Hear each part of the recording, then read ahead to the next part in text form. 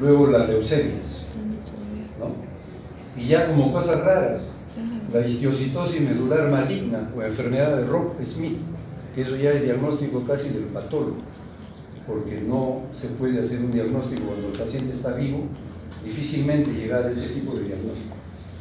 La histiocytosis medular maligna o enfermedad de Rock-Smith, el granuloma eosinofílico multifocal.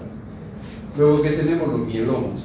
De manera que las enfermedades hematológicas siempre ocupan el primer lugar y dentro de ellas el linfoma no Hodgkin. A continuación, los tumores sólidos. Y dentro de estos tumores sólidos, el carcinoma renal, a células claras. La tríada clásica de dolor en flanco, tumor y hematuria, que se describía en un 30%, ahora si un paciente llega con dolor en flanco, tumor y hematuria, ya no hay nada que hacer, es un cáncer renal avanzado. Ahora, con el desarrollo de la tomografía, debe el diagnóstico hacerse antes. Cuando ya viene con esa triada, ya no tiene ningún valor de llegar a esa precisión diagnóstica. Entonces, un paciente que tiene antecedentes familiares o propensión, o se ha hecho su estudio del genoma, la tomografía sea computarizada es uno de los métodos de diagnóstico temprano de este tipo de patología. Otros tumores sólidos, el adenocarcinoma de colon, pero cualquier neoplasia intraabdominal puede causar fiebre de origen oscuro. Un adenocarcinoma de páncreas, un hepatocarcinoma, un colangiocarcinoma, sobre todo el intrahepático, cualquiera de ellos puede causar fiebre de origen oscuro. De las enfermedades del colágeno, actualmente llamadas autoinmunes, siempre a la cabeza la artritis reumatoide. Y de ellas la enfermedad de Still, o sea, la enfermedad seronegativa, factor reumatoideo negativo, ¿no? Luego tenemos el lupus eritematoso sistémico, vasculitis sistémica y la dermatomiositis. Pero siempre la artritis reumatoide es una de las posibilidades diagnósticas que hay que tener presente. En el grupo misceláneo tenemos hepatitis granulomatosa, difícil diferenciar una sarcoidosis porque la prueba no disponemos del reactivo. El eritema nodoso es una reacción inflamatoria que es secundaria a una serie de procesos, tanto infecciosos como neoplásicos. Bueno, enfermedad de Crohn como parte de la enfermedad inflamatoria intestinal. Fiebre por drogas, esto sí hay que tenerlo siempre presente. En este caso, una de las drogas frecuentemente causantes de fiebre es la difenilidantoína o la idantoína, el epamil. Pero la ranitidina por vía endovenosa, las penicilinas, las cefalopodinas, cualquiera de ellas de primera, segunda o tercera generación, pueden causar fiebre, pueden causar hipertermia en el paciente. Así que hay que tener presente la fiebre por drogas. En cuanto a la tuberculosis, la forma miliar es la más frecuente, diseminación hematógena, ¿no? En segundo lugar, la pulmonar cavitaria, luego la pleuresía, la ganglionar y la renal. Después de la miliar, la ganglionar y la tuberculosis renal, también llamada urogenital. De los abscesos, que fueron los más frecuentes en el hospital, poner atención en el hígado, el lecho vesicular y el riñón y la célula perinéfrica. Ahí se distribuye la mayor concentración de abscesos, ¿no? Absceso hepático, absceso vesicular, absceso renal 3 y absceso en la célula perinéfrica 2. En esa zona debemos prestar atención tanto en la ecografía como en la tomografía.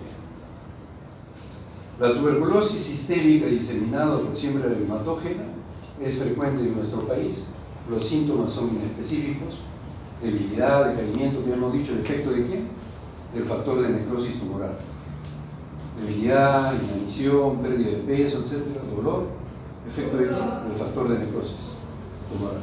Ayuda a la prueba de tuberculina en algunos casos, solo es positiva, perdón, es negativa en un 20 a 60%. Cuando uno sospecha de una tuberculosis diseminada sistémica, la radiografía de pulmones no debe contentarse uno con una sola placa al inicio, debe tomar semanalmente. En una de esas semanas puede uno detectar la siembra miliar, característica de la tuberculosis. Entonces hay que tomar radiografías seriados. En cuanto a la peritonitis, la pericarditis, osteomielitis tuberculosa, son menos frecuentes. Ya hemos hablado de los abscesos intraabdominales, la endocarditis, ya hemos dicho que evidentemente si hay soplo cardíaco, tenemos un sustento, pero si no lo hay, eso no descarga. Puede ser endocarditis de cavidades o de válvulas derechas. La válvula tricuspidia funciona a menor presión, entonces el soplo es inaudible, ¿no? Y esto se puede ver en endocarditis en pacientes que son drogadictos, que utilizan la droga por vía endovenosa. Estos signos clásicos de las hemorragias subunguiales, el nódulo de Osler, la mancha de Roth, es poco frecuente también verlas en las circunstancias actuales, ¿no? Los hemocultivos sí hay que tomarlos en forma seriada, porque es importante tratar de identificar al germen para poderle dar el tratamiento adecuado. Y reiteramos que la ecocardiografía es el método de diagnóstico más importante para la endocarditis. En cuanto a la brucelosis, ya hemos hablado: fiebre, malestar, debilidad, cefalea, pérdida de peso, linfadenomegalia, hepatomegalia, esplenomegalia, y la prueba de rosa de Bengala para detectar la inmunoglobulina M. El absceso hepático, ya hemos visto ahora en sus clases de gastroenterología, el germen diógeno, bacteriano, es la Escherichia coli, ¿no? Y el otro tipo de absceso es el amebiano, ¿no? De la ameba histolítica. La gamografía de hígado y la ecografía son métodos de diagnóstico importantes. Dolor en hipocondrio derecho, fiebre, son las características de la evolución clínica.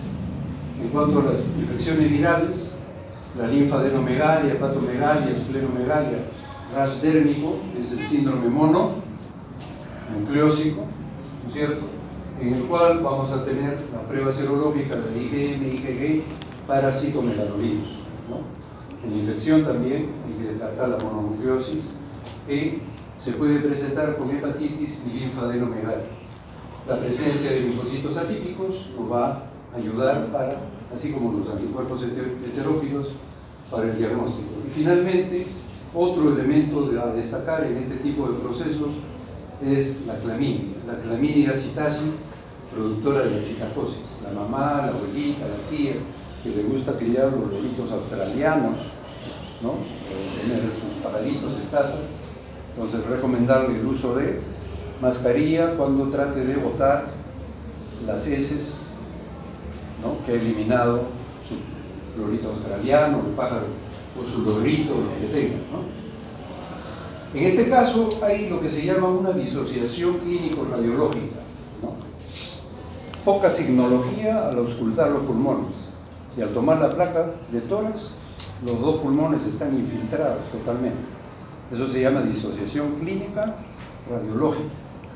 Y el diagnóstico obviamente va a ser un diagnóstico con las pruebas serológicas para clamidia citasi.